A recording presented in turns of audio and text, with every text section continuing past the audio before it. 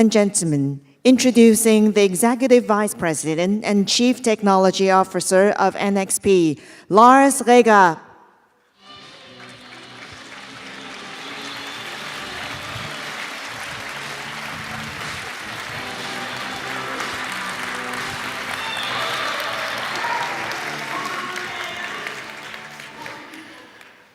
Hello, everyone. Good afternoon, and big thanks for having me here.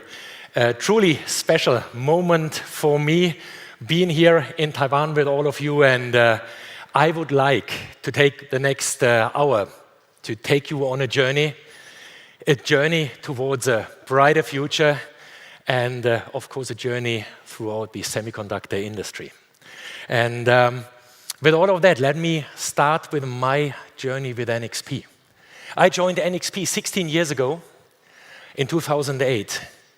And to tell you very frankly, I thought by that I'd made the mistake of my life career-wise. I joined a company in 2008 that was fully hit by the economic crisis, just spun out of Philips Semiconductors, so searching a little bit for the identity, who are we NXPers. And I called my wife, I still recall, mid of the year and said, darling, stop packing the bags, we don't relocate. I'll be back soon, this thing is going sideways here. And you hear it in my voice, how proud I am to be now standing here as the CTO, so the chief nerd of a company that has 35,000 employees, 12,000 engineers, is sparkling from innovation, present in 30 countries, amongst others, also very strongly here in Taiwan. And of course, what is making me even more proud is that 2 weeks ago, before the first time hit a company valuation of $70 billion. And these $70 billion, I'm telling you, not to brag about a number, no. What is an analyst evaluation? An analyst evaluation is basically a forecast of a potential. What can this company capture in value in the future? What can this company generate in future? How can this company help drive this world to a brighter future? And this is, of course, what fills me with pride if others are seeing this. And hey, this is a great story for NXP over the last 16 years, but this is not a story. It is not a story of NXP standalone. This is a story of an ecosystem. This is a story of strong ecosystem partners, and I see a couple of familiar faces here in the first row. Ecosystem partners that are very, very strong here in Taiwan, especially as well. And I know exactly we are standing on many of your shoulders as you are supplying us, as you partner with us, or as you are our customers, and as you help us working the ecosystem going forward. So big thanks for all of that partnership. I'm looking forward to the next years in that industry where we strongly need that partnership. And I'm also proud that I'm not only here at COMPUTEX, but that I'm also here for Innovex, so the startup convention that is running in parallel to COMPUTEX with 400 startups from 100 nations. Because also what we try to do is, of course, we try to breed unicorns. So in other words, the next big companies of the next 1-2 decades going forward. We need them as our suppliers, of course, as our partners. Again, maybe they have interesting technology that is relevant for guys like us. Or, of course, if they are big, if they are growing in the way like we want it, then ideally they are our customers and use our silicon. So there is a reason why we have coined the slogan NXP Brighter Together. It is all of us, it is us and you, it is an ecosystem. And what can this ecosystem do going forward? Well, we can try to make this planet a better world. And the world ahead, for sure, is different. You have seen a lot of keynotes in the last days. Everyone is forecasting there is disruptive change coming. The only funny thing is the innovation drivers are not that much changing. I had one slide that I used already in 2008, and that is behind you. Yes, our Marcom teams have found better pictures. But the innovation trends, the drivers here on that slide, are unchanged changed since 2008. It was clear that we will get a climate change. It was clear that we are facing natural resource shortages. It was clear that we have aging demographics, that more people want to live in mega cities, that everyone wants to be connected in the world. Mind you, 2008 was the year of the smartphone, but everyone wanted already there to be connected, and everyone wanted to live in a safe and secure world. So that is all unchanged. And it is good that we have these innovation drivers, because if we can bring solutions to all of these problems, if I can solve your problems, you will give me money for that. And this is unchanged in the last 10,000 years. This is business. So for all of us, this is ample of opportunity to go into areas of goods manufacturing or people healing. It is work that we are doing in the infrastructure around us, how we live, how we be moved. So it is all of that, a nice foundation for continued business and business success. Now, how is that going to look like in future? Let me try to jump with you a little bit ahead. I'm in the industry since 27 years, 16 years with NXP. How is the world going to look like in the next 27 years? So how if you join me on a journey into the year 2050? So Lars is getting a little bit older, 2050. Lars has an age of 80 years already. And the key question, of course, that is bugging me is, what is the world looking like in 2050? Of course, I don't have a glass ball. If I would know the details, I would be rich already today and would retire tomorrow. So it's just an assumption, of course, that I try to bring to you, and I try to take you on that journey so that we can dream together. Because if we can dream it, we can build it. What we will see is very likely a couple of core assumptions. We will see an economic power shift. So the big populations today, the emerging countries, China, India, a lot of Asian countries, these big populations, emerging countries, are emerged countries by 2050. A lot of wealth in those economies. So that is all a geographical economic power shift, of course. Then one other thing that is different to our thinking today. The world population is already past its peak point. The population is declining. Energy supply, the energy transition, is likely behind us. We are using mainly renewable energy sources, decentralized but well networked, all around us, and this is a stable energy supply grid. So pollution, exhaust gas, and so on, that is no topics that we will see by then. Mobility is very likely very, very differently. So mobility will be safe, efficient, different type of vehicles, different form factors today, and a very, very different means of transportation. And the biggest shift that will touch all of us is our jobs. I will be retired, so I will not care that much about it anymore. But the jobs, the menial tasks, the simple jobs have disappeared. They are completely robotarized. The ones of you who are still working in 2050 will mainly work in caring jobs, where the human component is the value proposition, or in operator jobs, basically observing devices, or being in control centers, mission control centers. Or in other words, there is a huge potential in the next 25 years to completely change these ecosystems, to completely transition into that world that anticipates and automates. What you will take for granted in 2050 is that you don't care for your house anymore. Your house is completely around you. Your house knows how you are doing. Your house knows when it needs to do maintenance.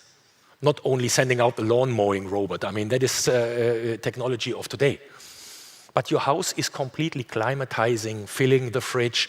It is like our old descriptions of paradise. Yeah? There's always food, always warm, everything seamless and barrier-free. So if you are moving in your house, you don't know the concept of door locks anymore. Because you are moving and the doors are always open, but only for you. Burglars cannot get in. They are completely shielded. And this is the seamless experience when I talk about the world that anticipates and automates. Mobility. We have lived now for 150 years on horse carriages with a combustion engine. So in other words, the concept of the horse carriage has not changed. There's always a coachman in front operating the horses, driving the steering wheel. Forget it. This is not what our kids will think of when they think of driving in 2050. The driving task is completely automated. But these cars, these transport capsules, maybe driving, flying, or being on the rails, these transport capsules have become convenience spaces. Like already today in some Asian markets already, we see this. People are leaving the flat where the kids are playing in a noisy way, go to the cars, have a convenient space to watch a video or take a phone call.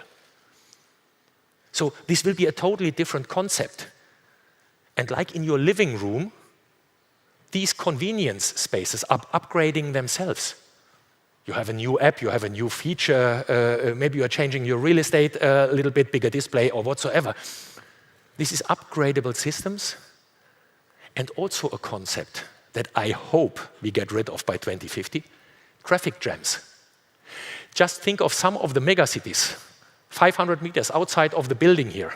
How many traffic jams do we have because there is goods transport? In some of the cities, there is pizza delivery, parcel delivery, all of these type of things that are by 60% of the traffic congesting all the roads. If you can automate that entire world, yeah, then these type of things are of course happening in the off-peak hours at night, definitely not in the rush hour. And you have a totally seamless traffic flow. And again, how are our factories looking like? Our factories will be clean and automated, okay? And there is only maintenance workers in the factories. Workers that come to repair or to upgrade a manufacturing robot. There will not be normal operation workers in the factories anymore. These operation workers are outside in a mission control center, are sitting in front of 2 or 3 screens.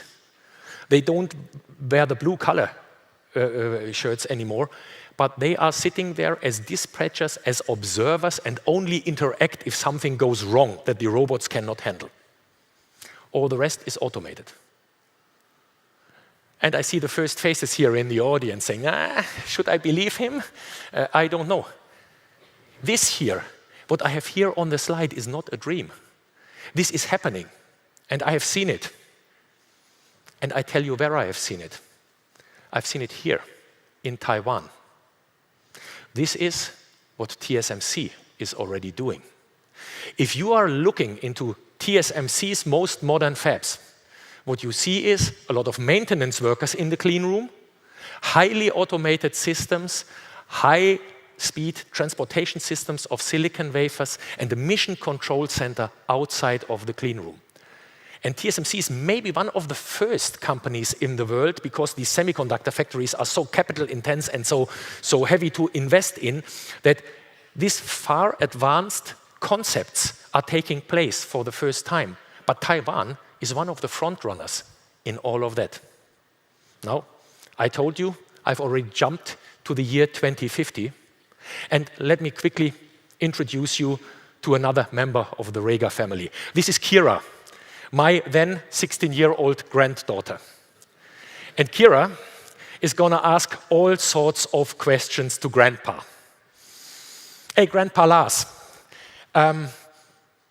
Grandma has said that you have been pretty heavily working in the industry of all these robots, and that you have talked since 50 years already about a world that anticipates and automates. Grandma even said that when you started working, you didn't have a mobile phone. I said, yeah, Kira, that's true. Grandpa, can you tell me how your youth was, how your job was, how was your career in this, how do you call it, semiconductor industry, Grandpa? Yes, Kira, I can tell you. Over the last 40 years, there had been interesting developments. And let me give you the story. Grandpa was actively involved in the transformation of the industry, of the world, to digital twins. Then we had the great robot awakening. And to awake the robots, we had to do the system brain shift.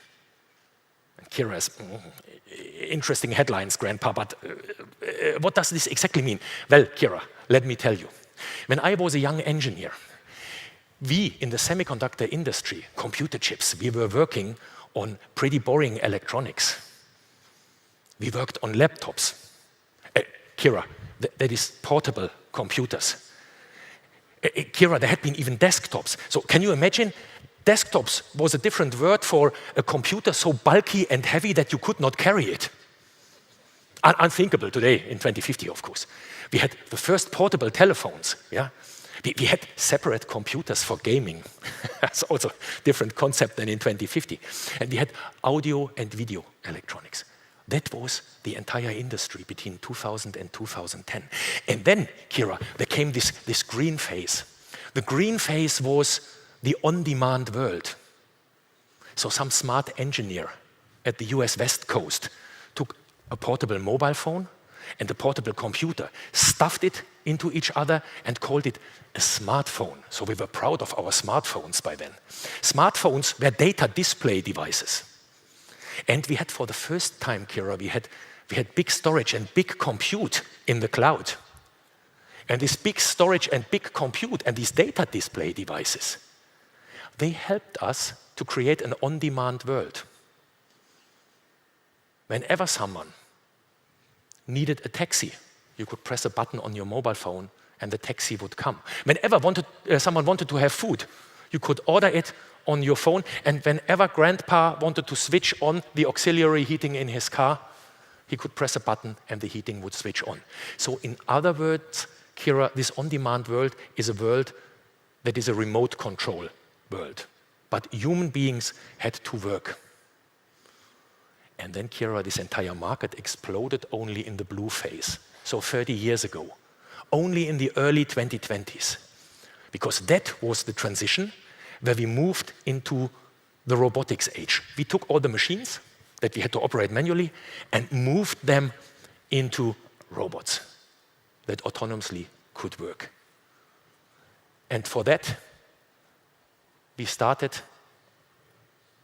creating digital twins. And these digital twins were complete mappings of me in the cloud, so my state of health, my state of wealth, my entire physical correct mapping in the cloud. And what we also did, Kira, is we did this for everything around us. We did this for industrial manufacturing, we did this for healthcare, for hospitals, we did this for smart homes. We developed smart homes only by 2020, and we did this for cars. And then we tried to combine all of these digital twins. And that was the first step. But Kira, having all of our stuff somewhere in the digital world didn't give us anything. There had been visionary guys. Maybe you still recall that old tool, Facebook. Mark Zuckerberg invented it, and Mark Zuckerberg started talking about a concept that he called metaverse.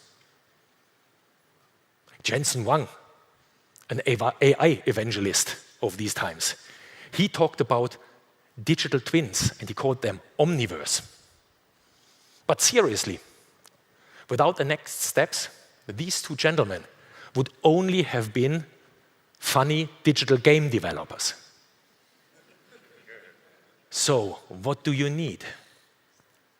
Kira, what we were needing were all these smart connected devices, the tentacles of the omniverse and of the metaverse, the reach out into the analog world, the data transition from what is happening in the analog world, get it into the digital twins. The digital twins talk to each other, optimize each other, and bring that entire know-how back into the analog world and react there. So in other words, we had to wake up billions of robots around us. And then Kira looks and says, hey, Grandpa, really, all of these robots came from that idea? Well, Kira, similar concept. Yeah, but Grandpa, I mean, they all have so many different form factors, billions of different form factors, and you talk about one family of robots. Yes, Kira, because our concept that we had in mind was that all of these robots follow the same way how to be built. All of these robots were sensing their environment in the analog world. All of these robots were connected to the cloud and were getting data from there. All of these robots were computing an interesting thought. Then they were thinking. They were trying to anticipate what has to happen next. And then they were sending this concept to the arms and legs of these robots. So if we only would build sense, think, connect, act into our robots, we are done. Not entirely, because Kira, you would only hand over tasks to a robot when you can trust that robot. And therefore, safety and security, or in normal people's language, trust has to land in the machines. So Kira, we could enable these different robots only because we could master the sensing, thinking, connecting, and acting, and we could bring safety and security into these robots. And NXP tried since 30 years to be world champion in these 6 areas. And then what we tried to do is we tried to find scalable platforms to address all the different form factors of these robots in sense, think, connect, act, safety, and security. And this is how we could wake up all these robots. And Kira is looking at me, shining eyes, and they say, Grandpa, that's a great story, but weren't you a little bit slow? I said, what do you mean, Kira? Yeah, hey, Grandpa, I mean, you needed 30 years to wake up all these robots? Doesn't sound it went all that seamlessly, did it? I say, yeah, Kira, you hit a sore point, because not everything worked that well, especially in the beginning. We knew how to build acting machines. We had 150 years of engineering of machines under our belt. This is what we knew. The connectivity part we had solved in the 1990s and 2000s, largely. Also, not a big miracle. Where we made our mistakes, that was on the thinking part, and where we needed to catch up, that was on the sensing part. And Kira says, Grandpa, what are the mistakes that you made in the thinking? Well, Kira, let me briefly show you what happened in 2016. When people, for the first time, understood the power of AI and machine learning, everyone was freaking out. That was really the gold digger spirit, AI everywhere, where if you have a problem, AI will solve it for you. Everything is seamless, is easy, because AI is taking over the world. And the biggest newspapers by this time, 2016, were hammering out articles like, car industry is changing. In 4 years from now, most of the vehicles are autonomously driven. Journalists were asking me, hey Lars, when are your kids driving autonomously to the kindergarten in a car without a steering wheel? And 4 years later, the same newspapers were sending out articles like, the techies have overpromised and underdelivered, let's get sober, autonomous cars only come in a couple of decades, it's not all that easy, it's a mistake, doesn't work that way, so big depression in the market. 4 years. So we got it totally wrong in the first step. And Kira is asking, yeah, Grandpa, what was the reason? Well, Kira, we made a mistake. We thought it is enough that an AI system is just looking over our shoulder, is training how we drive. You hand over the key, and it's all good, and it's all easy how to continue. We should have known better, because also for your father, Kira, my son, Jonas, I could have worked and saved a lot of money if this concept would have been true. Because what I would have done at Jonas's 18th birthday, I would have said, Jonas, you are an intelligent system. You have seen now 18 years how Dad is driving. Here's the key to my sports car. Enjoy the day. This is precisely how it did not work. I spent tons of money for Jonas to make his driving license. He had to pass a deterministic driving test, theoretical and practical, test on the road, and only then he was allowed to drive. How come we came to the conclusion that an AI system doesn't need to pass a driving license and we just can throw over a key and say, yeah, you have seen how someone somehow drives, get going. There was a fundamental mistake in the overall setup because we did not put trust, safety, and security into the system. And we had to rework that entire ecosystem. So, Grandpa, how did you solve it? Well, Kira, this is what I earlier meant with the brain shift. The brain shift came in, or the need that we found, that we have to re-engineer the brains before we put them into robots, and that was quite a challenge. But what do techies normally do? We are looking around and say, okay, well, where exactly can we copy a solution and move it into the market? So how do we find blueprints for these robots, and how do we continue from there? Well, Kira, and the closest example, look at me.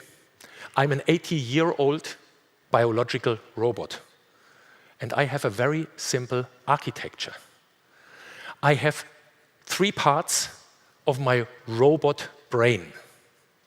The orange part is my wiring harness, my data transformation network. And this data transformation network has reflexes.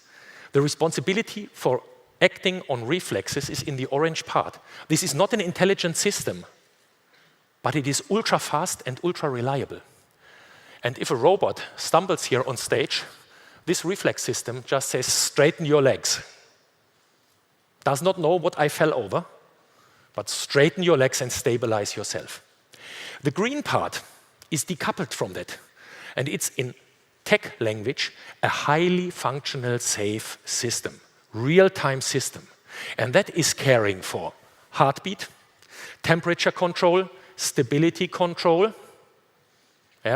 complicated tasks in motions, all of these type of things. And I can operate all of these tasks while I'm standing on a stage talking to 1,000 people and thinking of the next sentence that the blue part, the non-real-time part, but the creative part should crank out. And you see it already here on that concept, Kira.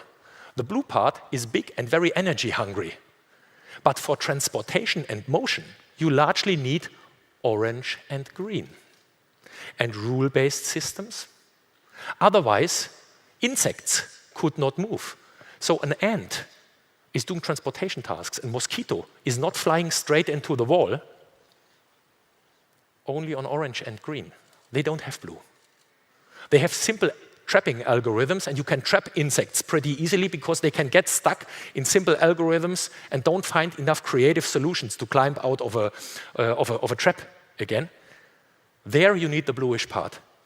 But for us human beings, that bluish part is often needed for playing piano, for writing love letters, and for most of the robots, you need the capability to write love letters. You want functional, safe transportation. So in other words, the high magic of creating robots is largely in orange and in green. And of course, what we want to do is, we want to have then the scalability again for all the different form factors. Building platforms that can address this area. And Kira, this is what we tried to do in the early 2020s. Like in your human body, you have a blood circuit, your energy provision system. For a robot, this is your electron provisioning system, your power management. And you need to make sure that you never get a congestion, that always the electrons are supplied. And why do you need to make sure that this happens? Because otherwise you get a stroke or a heart attack or whatsoever. No. So for your robots, this green part, functional safe power management ICs, functional safe power supply and efficient power supply is the absolute foundation for that robot building, and we brought out a complete platform for functional safe power management ICs in the early 20s. Then you have your neural system, because otherwise you cannot talk to your fingers and your hands of your robot. And there is very simple neural information transportation systems, Ken and Lin, for example. There is, for industrial robots and for transportation robots, more and more Ethernet-based systems, time-sensitive networking, so real-time networking systems coming over all different data rates, from 10 megabit per second to 10 gigabit per second. We needed data switches, we needed physical layers, but a bunch of Lego blocks also there, a bunch of components to build these robots. Well, and then, of course, the heavy lifting came.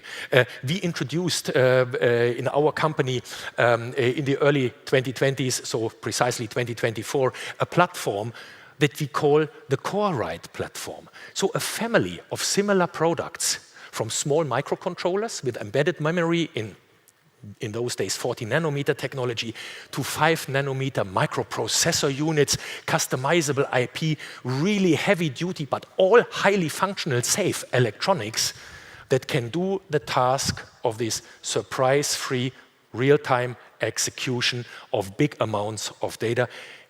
And as they came all from the same family offspring, we could start to leverage one software platform, so one way of programming this hardware. And just to make it very clear, what is a robot? A robot is a machine, just a piece of hardware, but it is a piece of customizable hardware. And how do you customize your hardware? You program it. I mean, this is the reason for existence for software in this entire machinery discussion. So a software-defined robot is software-defined because it has to be flexible.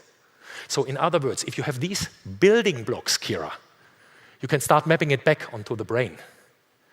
And now you say, okay, there is the network information dispatching layer, there is the orange, the green part, and grandpa for the blue part, we need AI accelerators. Yes, Kira, and there had been already in the early 2020s, somewhere between 50 and 200 companies out there that did AI accelerators that we could use. And Kira, in 2023, I saw the first time that customers were taking these architectures and were bringing them into the market. For example, a Chinese company, Leap Motor. You see it exactly, the orange and green part on one PCB in the bottom part, the blue part on an AI-enabled chip in the upper part. We started experimenting already in 2019 with guys like Continental on what we called a blue box. You see this reference kit from NXP there. The S32G, so a big gateway, functional safe gateway, as the green part of the brain. 4 PCI Express slots for AI accelerators that can land on the unit. And bring your own AI accelerator, plug it in, and you can expand your brain as much as you want into the bluish part. And then, also in 2024, what we saw is companies from Australia for the first time getting safety certifications on these type of architectures. So Applied EV is a design company. They are building these rolling skateboards, functional safety certified on exactly that type of architecture, functional safe, green part and orange part of the brain, and then enhance in a less functional safe setup the AI accelerators on top. And this is not the only 3 that we saw there, but it was taken over very, very quickly by a lot of the customers in the market. It was just the zeitgeist of that time. It was the most logical thing to do, Kira. And Kira says, wow, great, Grandpa, thanks. So that at least explains a certain part of that delay. And with that brain re-engineering, you solved it all? No. Kira, to be very honest, we had even a bigger challenge in front of us. And that was the challenge that these robots were inferior to humans. For example, in 23, we had already self-driving cars, level 3 cars, so with a highway assistance system, out there on the roads in Germany. The Mercedes S-Class and the BMW 7 Series. The only issue was these cars could only drive up to 60 kilometers an hour on a highway. And no hardly anyone, would buy a system that can only drive 60 kilometers on a highway. I mean, then you go manual driving and you speed again. Especially, we didn't have speed limits by then on the German highways. Yeah? So Grandpa could go 250 kilometers an hour on that highway. Yeah? So that was true fun. 4 times the speed of these autonomous systems. So what was the reason? I mean, the brains were there, Grandpa, and what were the reasons why these cars couldn't drive faster? Well, Kira, the issue was these cars were more short-sighted than Grandpa himself. So these cars needed better eyes. These cars needed better sensors. Kira says, okay, I understand you, Grandpa. But what was your vision? How did you try to solve it? Well, Kira, I went back to my childhood dreams. And I was looking at my idols. And these idols were superheroes. And like the guys in Hogwarts, I was dreaming of having a magic wand, make one funny move, and the spell and objects could be influenced in my environment. Like the Jedis, I wanted to have telepathic capabilities. I wanted to know what goods are doing outside of my line of sight.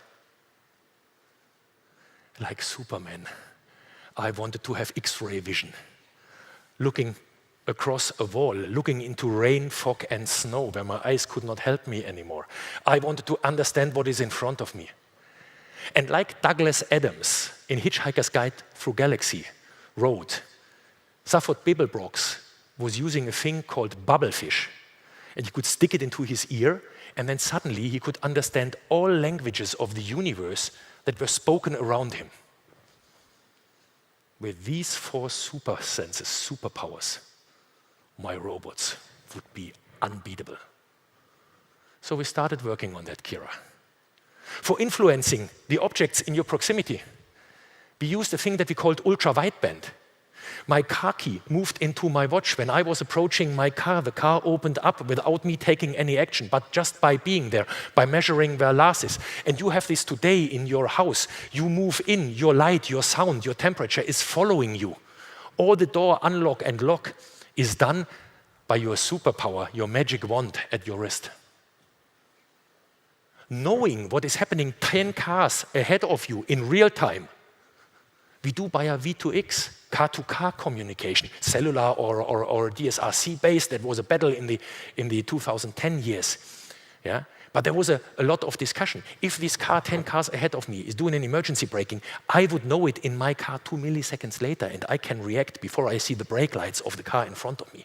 So that was really, really important for reaction, for safety, for arranging the world around me in a proper way. We were working on high-resolution radar. We tried to bend the rules of physics as much as possible there. If radar would be as good as laser scanners, we had laser scanners in the early 2020s. If radar would be as good as my eyes or as laser scanners, how cool would that be? Because radar is working in rain and fog. I have my X-ray vision. And we grouped together the big industry players of the 2020s, and we defined a standard, a common language, Matter, so that all smart connected devices have one way to talk to each other. Or in other words, what we did is, in physics, for this high-resolution radar, let me just give you 2 examples, Kira.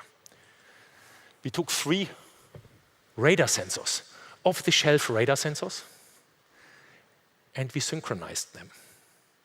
And we synchronized them via Ethernet. And if you can make sure that these standard, cheap, off-the-shelf radar sensors are sending and receiving at the same phase, so coherently, then what I can build is out of 3 10 centimeters antennas, I can build a virtual 2-meter antenna. And in radar, antenna size is resolution. So for the first time with a partner company, NXP could show at CES 2024 that we can measure two of you walking in front of me over a distance of up to 250 meters. If I could manage obstacle detection over 250 meters, then I can afford driving speed of more than 130 kilometers an hour on a highway. So Kira, this is how we reached the inflection point of highway assistance systems with the right brains are in the cars, and now we all could buy them because it made sense for us. We had highway level 3 driving systems for 130 kilometers an hour on the highways, and that was the speed of these days. Second example, this meta standard that I was talking about. Kira, what we did there is we had connected homes in 2020. But my father and my mother, Kira, they stopped buying smart home equipment, connected home equipment, because they were afraid whatever they buy, they can throw away the year thereafter. They had sound boxes that did not talk to the energy management system. The energy management system did not understand the window blinders. The window blinders did not know where the electric vehicle is. So we had connected homes, but we did not have smart homes. And by this language unification, suddenly use cases came into play where the solar cells on grandpa's house were producing energy. And then your aunt, Leah, was switching on the hairdryer. And the energy management system in the house knew this is a hairdryer that needs 2,000 watts for 5 minutes. So switch off the fridge. The fridge is keeping the temperature for 8 hours. Switch off the washing machine for 5 minutes. Let the hairdryer run on the solar energy. And afterwards, you're going back to normal operations for all the other energy users. And of course, it was not only a language that we introduced, but it was also a passport that we introduced, because you didn't want to have crazy equipment in your house. The washing machine had to have a passport and had to say, hey, believe me, I'm the washing machine. The hairdryer had to say, and here's my passport, I'm the hairdryer. Yeah? And the solar cells or the energy management system had to say, and you know what, guys, I have authority above you all because I'm the energy management system. So these entire security certifications, passports, and common language, they helped us generate this ecosystem. And what we at NXP did for that in 2023, we brought the first Meta-certified controllers out there next to the i.MX microcontroller and microprocessor family that we are using in a lot of industrial devices and in a lot of display-centric devices.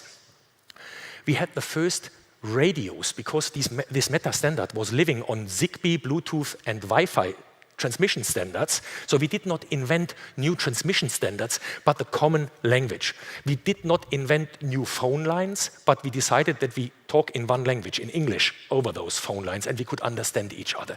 And this is how this Meta came into life. So Kira, what Grandpa did over the last 50 years, largely not over the last 10 years, because I was retired already, but in the 40 years before. Grandpa just worked on one simple task. Grandpa worked on converting machines into robots. And it took me and the industry 40 years. And this architectural transition was the first and most important part. So the way how machines were built had to be completely redone. We had to invent robot brains, trustworthy, safe, and real-time parts of brains. Then we had to give these robots superior senses. We had somehow to manage to build in trust. And we had to find the ability to scale that in an energy-efficient way because also one of the problems in the early days were that all of these systems could easily consume thousands of watts, highly inefficient. Think of it like there would be human beings out there with a 1 meter skull, and this brain would be so big and so energy hungry that our bodies cannot carry it. Evolution has done this optimization part for biology. And I think we have done a pretty decent job doing that parts for robots only in 50 years. But Kira, very honestly, there was only one thing, and that one thing that we could learn is we had to switch from one company does it all and stand alone, like in the machine building days, to we have to do it together. There is no such thing like one big chaebol is doing everything under one roof. It was an ecosystem play. It was a play where we needed the industry players, where we needed academia from research, and where we needed a lot of help from politicians, also globally. Because also one nation could not do it standalone. This was like 100 years earlier flying to the moon. This is hardly payable by one nation. And that, Kira, was maybe the most important learning for me in the last 50 years, and it will be the most important learning for you going forward. What you can dream, you can build. If you can't dream it, don't even try it.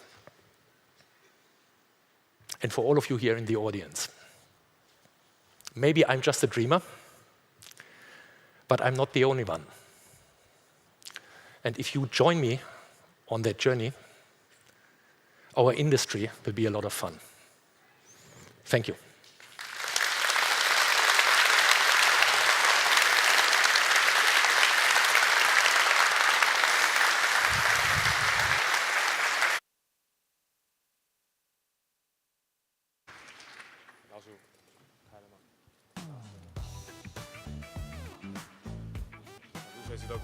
Thank you for joining us today at COMPUTEX and NXP Keynote. The next keynote will begin at 11 a.m. tomorrow.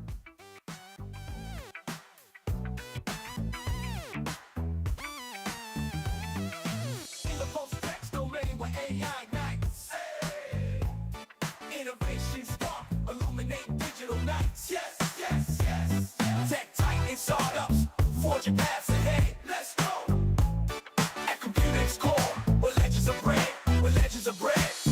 Yo, check it, it's the rise of the tech scene. Listen close, AI's the heartbeat. Tech giants, they impose startups on the grind. Chasing their dreams in the realm of innovation. Nothing's as it seems, networking sessions where minds collide. Ideas sparking innovation as our guide. From the product launch to thought leadership stance, we're carving our path, taking every change. So let's raise our voices in this digital symphony. Tech giants and startups rewriting history in the pursuit of